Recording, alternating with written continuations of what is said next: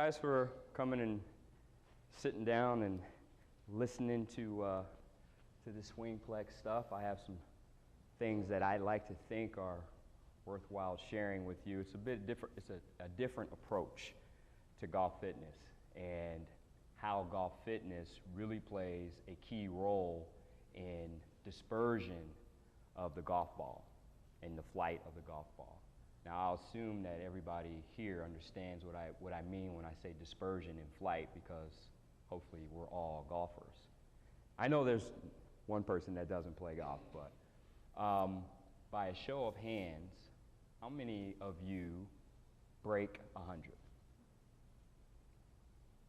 Okay. Break, going down. We want to go down. Okay, how about 90? Okay, how about 80? Okay, all right, okay, all right. Any scratch golfers? Other than a couple other guys I know, okay. That's where you scratch your score and you just scratch it on in. Yeah, interesting statistics. Has everyone, first of all, before I get into the stats, did everybody read the cover page on this packet? This page right here. It'll take you 30 seconds. If you pull this out, let's read this front, just the very first page of this packet. And that way we can all get on the same page quickly. All right. I had no idea that the golf industry was that large, $62 billion industry. I knew it was large. I didn't realize it was that massive. It's a big industry. And much of it is the technology, the research and the development.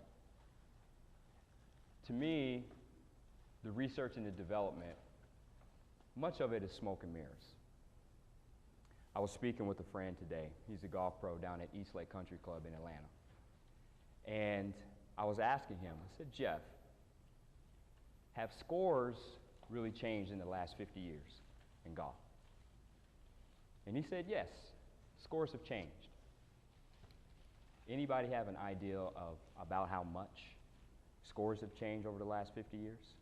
And that's amateur and professional. Any idea? Wild guess? Yeah, better scores or worse scores, for better or for worse. In terms, in how we look at golf is better clubs, better balls, longer courses, different course design. But the overall playing of golf, our scores collectively, they haven't changed only but by one stroke. One stroke. So what does that tell you? I tell you what it tells me. It does. I mean, even just the pros, they spend all the time in the world with short game, but their scores aren't changing much. Okay, they've maxed out the game. They're all plus players.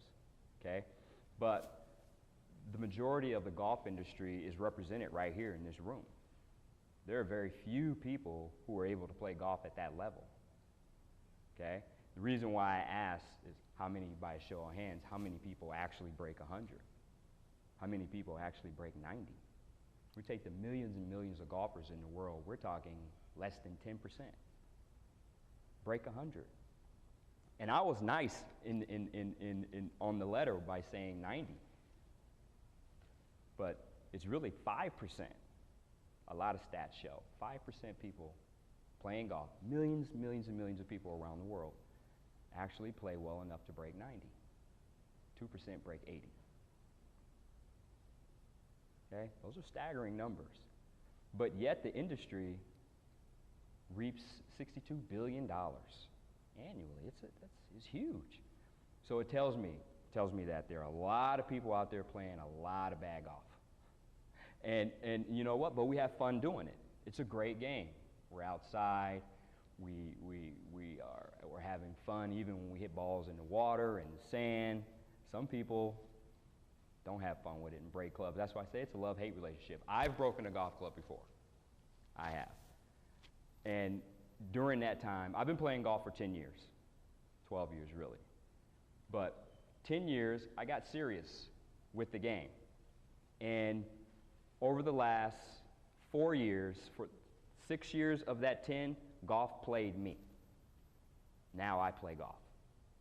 And what I mean by that is I was relentless. I was driven to figure out how to conquer this game. And by doing that, I wanted to control my ball flight. I was looking for ways to stop this nasty hook. I had a hook for years. And by what I mean by a hook, for those of you who don't know, I'm a right-handed golfer.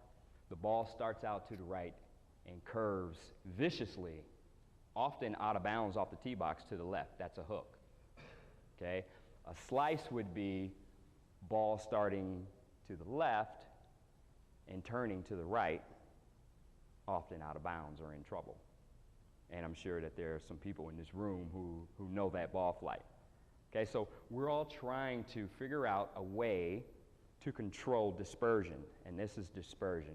So if this is a fairway in front of me, I'm on the tee box, this is dispersion, this is playability here. Okay? In the rough and just outside the rough, this is a wide angle of dispersion. This is a multitude of mistakes. Okay? Ball starting right, going left, ball starting left, going right. Okay? These shots are in trouble. This is what keeps the handicaps up. Okay? Trying to find a way to control your ball flight. We, as golfers, are driven by the industry's promotional efforts. I got to get this new driver. Got to have it. I got to get these new wedges. The new Titleist golf balls are out.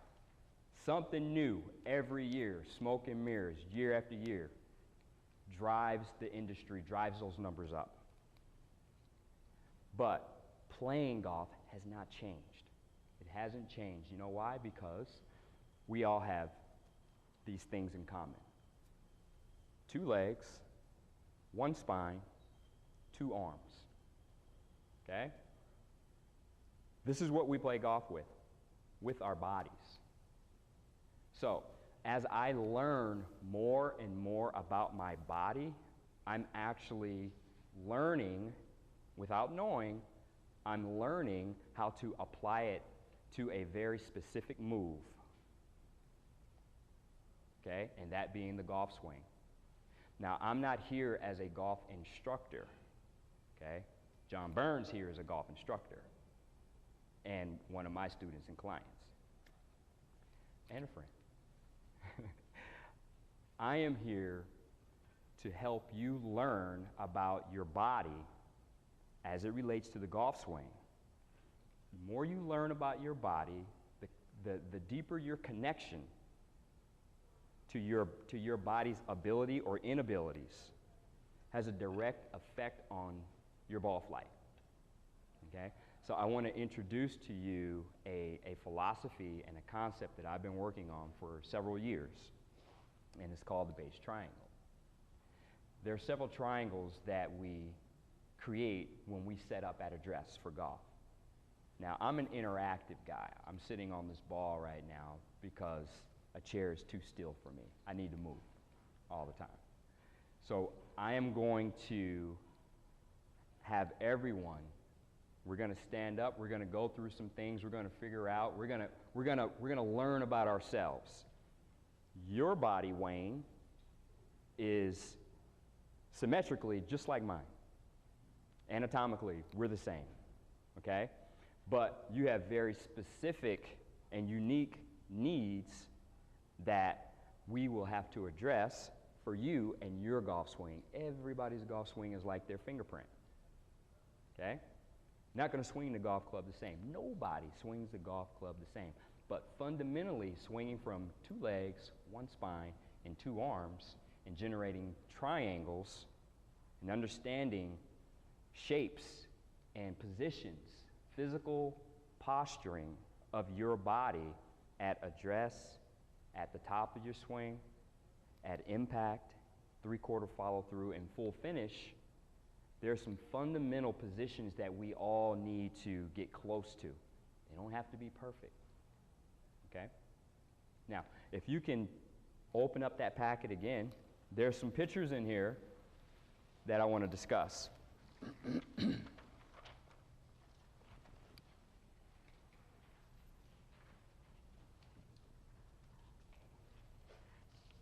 I believe the first picture is this. Is this the first one? Am I correct? That's Tiger Woods on the top. Okay? Now, in yellow, it says top triangle. In red, it's the base triangle. And this is a philosophy that I've been working on. Okay? This is something that I developed and created by myself in my laboratory. And it's very interesting to me.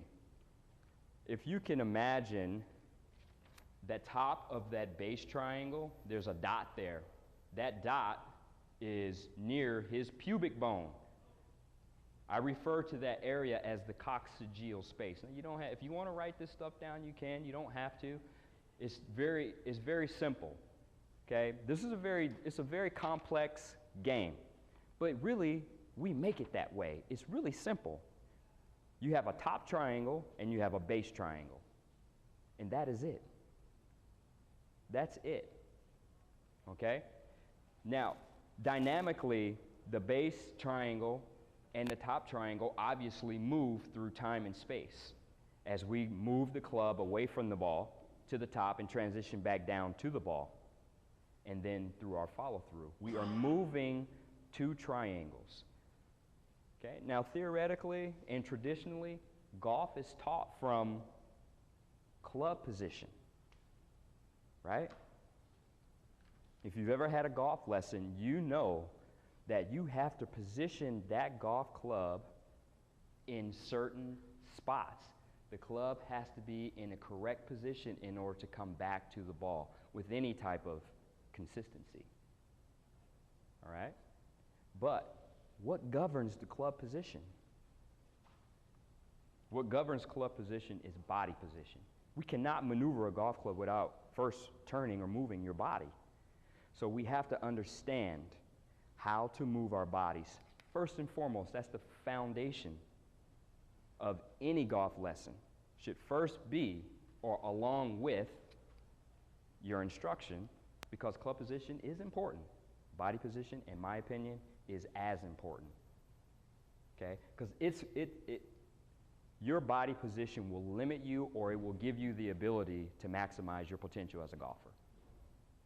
Okay? If you don't have the freedom to place the club in the right position, you've maximized your potential as a golfer. And that may be at around 100, 90, 70, 60, I don't know. Okay? But it's body position. Body position is so crucial. Now, if we look at Tiger's top triangle, you see how his top triangle, his right shoulder, he's a right-handed golfer, that line from shoulder to shoulder is telling you where his clavicle is, his collarbone, okay? And it's on what we call a secondary axis tilt. That tilt is set by his spine, okay? So, because of the grip being a right-handed golfer, his right hand is lower than the left hand, right? So, if he sets up to to his ball position, he sets up to it at address. You got a golf club, Jason? His right hand is lower, so his tilt has to be lower. He's set up in a secondary axis tilt. Again, I'm a scientist, okay? I don't want to get caught in science, and I want to keep this very, very simple. The top triangle is on a tilt. That top triangle is on a tilt because of the spine. I want to prove to you how your spine is not what we should be focusing on. The spine is governed